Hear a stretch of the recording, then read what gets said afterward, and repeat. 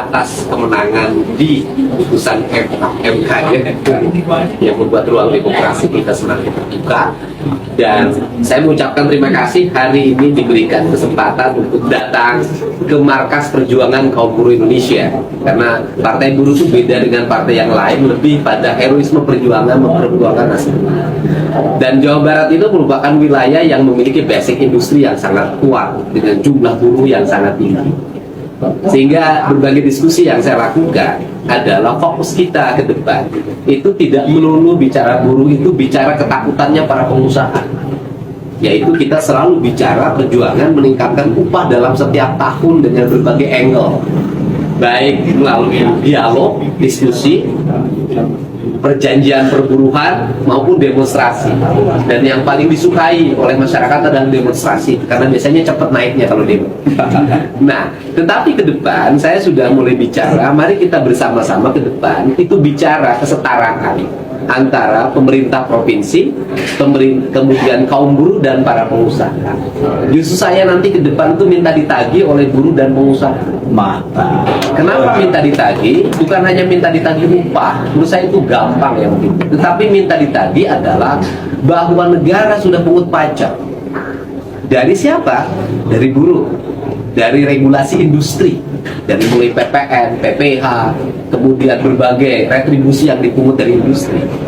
Nah, uang itu tolong tanyakan pada kami dipakai apa? Karena selama ini adalah kesibukan kita, adalah kesibukan buruh menekan pengusaha, mengakibatkan pengusaha seringkali anti buruh, alergi terhadap buruh. Nah, saya justru terbalik, nanti para pengusaha dan kaum buruh tanya pada pemerintah, pada kami, Pemprov Jabar, duit yang dibayarkan melalui pajak dipakai apa? Apakah duit yang masuk itu turun nggak bagi kesejahteraan buruh? Kesejahteraan buruh itu adalah turun nggak bagi perumahan buruh, turun nggak bagi pembangunan kantin-kantin di kawasan industri yang dimana kaum perempuan setiap siang jam 10 sampai jam 12 itu atau jam 12 makan siangnya selalu mie kocok, mie ayam, bakso, seblak, cireng, basreng tanpa mendapat stimulus makanan yang memadai, padahal dia memiliki kewajiban untuk di rumahnya menyusui, melayani suaminya, kerjanya sampai malam, dan kadang-kadang di usia 35 tahun mereka di PHK atau suruh mengundurkan diri dengan sukarela. Ini kan problem yang harus diselesaikan, dan selama ini pajaknya dikemanain? Sehingga warung di kawasan industri di area terutama yang pekerjaannya perempuan, warungnya di pinggir jalan, makanannya berbau debu, minum air es sambil jalan kaki kemudian pakai plastik. Saya sudah tidak ingin ke depan begitu. Saya ingin nanti di kawasan industri, terutama industri perempuan yang perusahaannya tidak menyiapkan makan siang, itu ada kantin yang megah, ada tempat makan yang indah, ada gizi yang cukup, ada angkutan yang memadai, tidak pakai angkutan yang mogok di tengah jalan, tidak lagi ada antrian motor di mana mereka diantar oleh suaminya dengan terpaksa buruh itu upahnya hanya 3 juta, kredit motor, bayar listrik, cicilan rumah. Ini problem.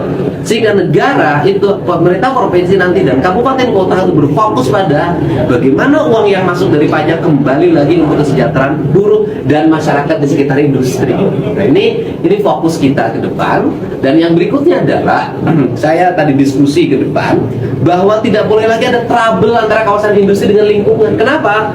Kawasan industri masyarakatnya kos di kampung-kampung, ya, pakai motor, ramainya luar biasa pagi sore, terjadi problem sosial di situ. Kenapa? Orang kampungnya berubah, tidak lagi kelihatan culture desanya, ngikutin gaya industri. Saya tidak ke depan. Kawasan industri harus ada pemukiman buruh, tower buruh, apartemen buruh. Sehingga mereka tidak lagi ada mobilisasi keluar, mereka di situ terkoloni, sehingga pertanian berjalan, industri berjalan, kampung tetap kampung, kota tetap kota. Kampung diurus, kota ditata. Nggak boleh lagi ada kesembarutan Jawa Barat. Nah, ini yang menjadi concern kita, sehingga kita nanti bersama-sama untuk berbicara secara terbuka. Pajak yang didapat dari buruh yang menjadi bagi hasil provinsi kabupaten kota harus dijelasin. Di sekitar kawasan buruh, masyarakat di lingkungan industrinya, ke depan nggak boleh lagi minta uang untuk main rebutan ke pabrik. Tidak boleh lagi minta sumbangan ke pabrik. Kenapa? Karena pabrik udah bayar pajak. Ya. Jangan menjadi pabrik menjadi sumber pendapatan berbagai kalangan yang mengakibatkan mereka menjadi mumet berinvestasi Indonesia. Tapi yang gitu-gitu nanti cukup Pemprov yang ngatur, pemerintah kabupaten yang ngatur, kemudian pemerintah desa yang ngatur, clear. Industri berjalan secara profesional, buruh itu sejahtera. Karena cara mensejahterakan adalah mengurangi biaya hidup buruh, mengurangi biaya transportasi, mengurangi biaya kebutuhan gizi di rumah, mengurangi biaya listrik, mengurangi biaya kontrakan. Tetapi satu orang Jawa Barat yang mungkin susah dikurangi, kajenting tekor asal sohor. Nah, ini yang diperbaiki. Karena kalau upah naik, kredit motor ganti, yang hasilnya asalnya harga 20 naik yang ke 60. Perilakunya berubah. Juga buruh harus dituntut untuk berinvestasi untuk kepentingan dia ke depan. Karena orang Jawa Barat itu memang itu karakternya. Kajenting tekor asal sohor.